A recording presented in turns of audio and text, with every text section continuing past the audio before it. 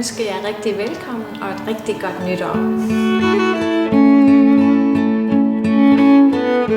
I remember being here in the mid-80s and standing out on baseline, I think it was, looking over the mountains, standing up on one of the fences, I think on that first split rail fence, looking out and thinking, this has to be one of the most beautiful places, and if I could only live here someday. I had that thought.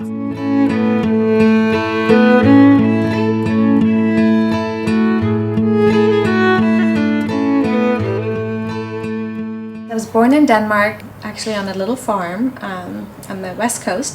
My dad was a farmer. I'm not really sure why, but a lot of Danes came to the US as farmers in the late 50s. My dad came to Solvang in 57 and 58. He had cousins that did the same thing, and so it was a popular thing for the young, more men at that time to do an exchange program. But later even, I know I had an aunt that was an au pair in San Diego, and so it was always very popular to get that year or two away from Denmark. Maybe because Denmark is so small that it was nice to get out and get some other experience. When I was very young, he decided he did not want to be a farmer anymore, so we moved to the East Coast, which is only about a 45-minute drive. Denmark's very small. So I grew up on the East Coast in a small town about the same size of Solvang.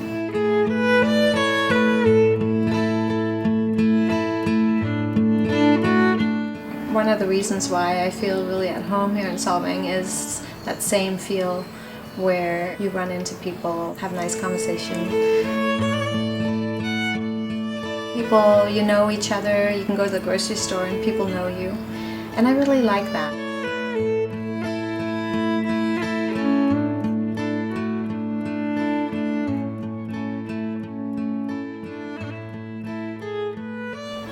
Because my dad had lived here when he was young, we always had an interest in my family about California and Solvang. My dad had always told stories about his stay here.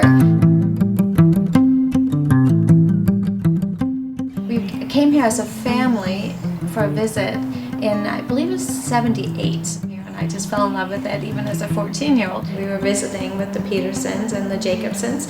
Actually, my mom was related to them, so all of a sudden there was this connection. As a young child and growing up, I was always a little bit of a dreamer and wanted to go do some things that maybe was a little bit different than what my friends did. A lot of my friends were a little negative. At that time in Denmark, a lot of people talked about the US. All they care about is money, the capitalism, where Denmark was more socialistic.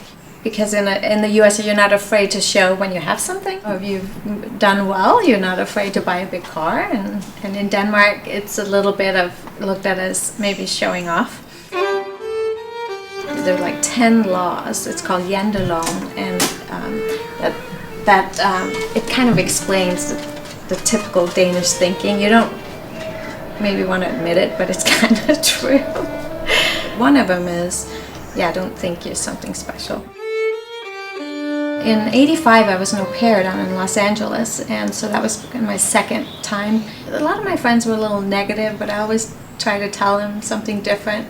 Always just felt that this was an amazing place and lots of opportunities and excitement about California and the United States.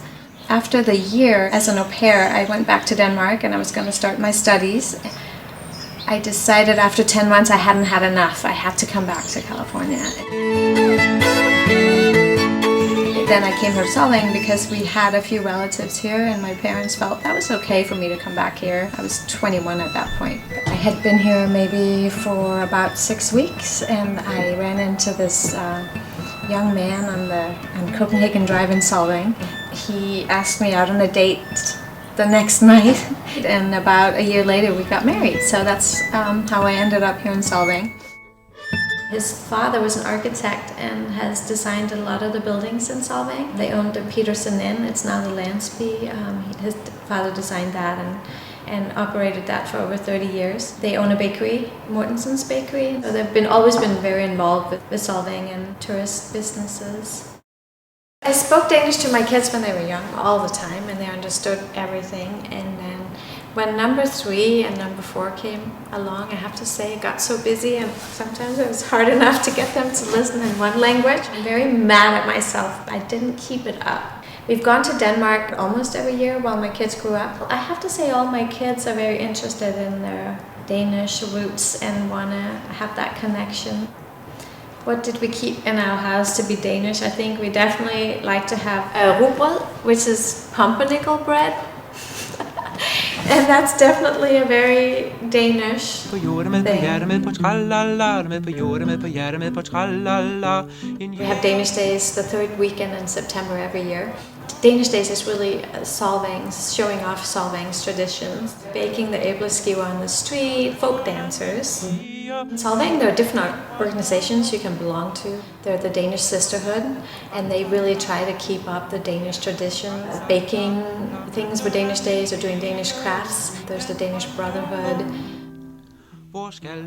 I hope that people that live here will embrace the tourism that we have. It's our livelihood. It also brings in a lot of good tax dollars, and that helps our communities. Hvor skal du hen, min pige, ud i den grønne lund? Jeg skal hen til min fader, jeg skal hen til min fader, jeg skal hen til min fader, som bor i skoven her. Er du med på jord, er med på hjerte, med på tralala, er du med på jord, er med på hjerte, med på tralala. Jeg skal hen til min fader, som bor i skoven her. What I love about California is because we have so many people from different countries, you can live here and be who you are. You always wish that you could slow things down and do it like you do in Denmark. When you invite people to your home in Denmark, it's something that will last for hours, and you don't necessarily go home maybe till 1 or 2 or 3 in the morning. Here in California, it has to go very fast, and not just in California, I think in the US in general. You'll make a big meal and people leave about 9:30, 10:30 because they gotta get home. So that's something that's really different, and it's been a little bit hard to get used to. We own 2 restaurants, the Greenhouse Cafe and then Chomp, Burgers, Fries and Shakes up on the corner of Mission and Alsa. So we have busy lives. I find it a little more difficult to live just the Danish way in California.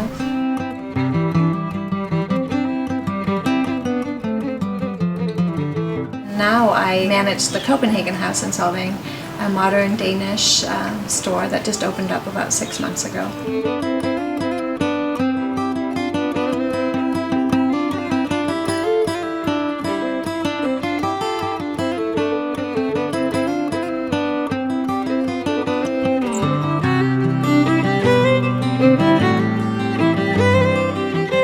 Danish Design is, it's very simple, very clean lines, white in their homes. That's the #1 color. The modern feel, I grew up with that. My mom worked at a furniture store when I was young. She has always appreciated the Danish furniture. Okay, so it's my sister Merete on the left and my mom, Ying in the middle, and myself on the right. That's my sister on the right, and then my grandmother in the middle of the ladies, and then my mom and my grandfather on the left. Might sound strange, but I actually like cleaning my house and just making it look nice. That's one of my hobbies. My children are American citizens. I'm not a citizen yet because I was never willing to give up my Danish citizenship, but Denmark just has now allowed that we can have dual citizenship.